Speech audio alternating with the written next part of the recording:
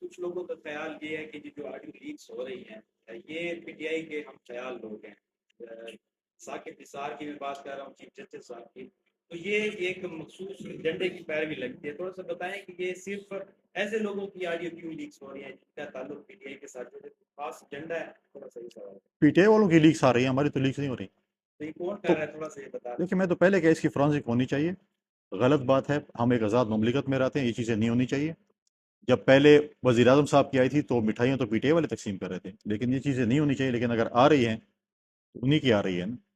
تو جو جنرل فیض اور جنرل باجوہ کا کورٹ مارشل کے حوالے سے باتیں ہو رہی ہیں، تھوڑا پیپلز پارٹی کے حوالے سے بتائیں کیا موقف ہے، کورٹ مارشل ہونا چاہیے؟ کورٹ مارشل دیکھیں، کورٹ مارشل ان کا اپنا ایک سسٹم ہے. اگر آپ دیکھیں جوڈیشری کا اور فوج کا اپنا ایک سسٹم ہے. فوج کا اپنا ایک سسٹم ہوتا ہے جس میں ان کو سزا جزا ملتی ہے. جوڈیشری کا اپنا ایک سسٹم ہے جس پہ سزا جزا. ہمارا اپنا ایک سسٹم ہے جو ہمارا پی ایس سی ہے یا ہمارے باقی